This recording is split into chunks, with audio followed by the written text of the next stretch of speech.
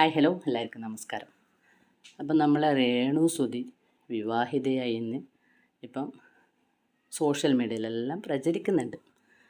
സത്യത്തിൽ ഇവർ ഈ ഒരു നിലപാട് കണ്ടാൽ തന്നെ ഏതൊരു ആൾക്കാർക്കും അല്ലേ, ഒരു കഞ്ഞി കുടിക്കുന്ന ആൾക്കാരും പറയും ഇവർക്ക് ഇതിൻ്റെ കുറവാണ്. കാരണം ആ സുധിച്ചേട്ടൻ മരിച്ചതിൻ്റെ ഒരു കുറവ് രേണുവിനുണ്ട് എന്ന് ഏതൊരാൾക്കും മനസ്സിലാവും.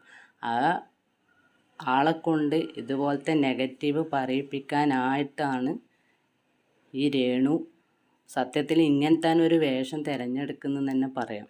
കാരണം എന്ന് വെച്ചാൽ എത്രത്തോളം നെഗറ്റീവ് കിട്ടുന്നു അത്രത്തോളം അവർക്ക് ആ ഒരു പരിപാടി ചെയ്യാൻ വേണ്ടിയിട്ട് നല്ല ഒരു എനർജി കിട്ടുന്നുണ്ടെന്ന് സത്യത്തിൽ പറയാൻ പറ്റും.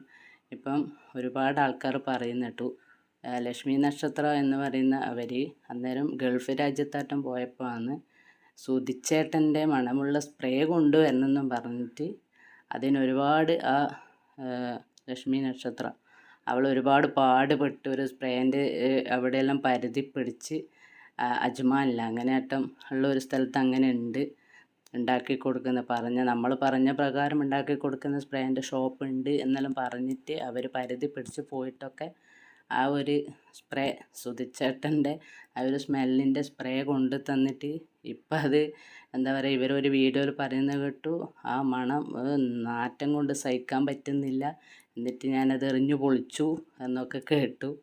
അതാ പറഞ്ഞ ഒരു സാഹചര്യത്തിൽ മാത്രമേ നമുക്ക് നമ്മളെ ഭർത്താവിനെ കൊണ്ട് ഒരിതുണ്ടാവും. കാരണം അവരെ ആ സാമീപ്യം നമ്മൾക്ക് ഇല്ലാണ്ടിരിക്കുമ്പം പിന്നെ അവർ നമുക്കെന്നും ഒരു അലർജി പോലെയാണ്. അപ്പോൾ അതേപോലത്തെ ഒരു പെരുമാറ്റമാണ് ഇപ്പോൾ ഈ രേണു സുധി പറഞ്ഞു കേട്ടത്. ഇപ്പം ഇങ്ങനെ ഒരു മാലയിട്ട് സത്യത്തിൽ എന്തെങ്കിലും ഒരു സീനായിരിക്കാം.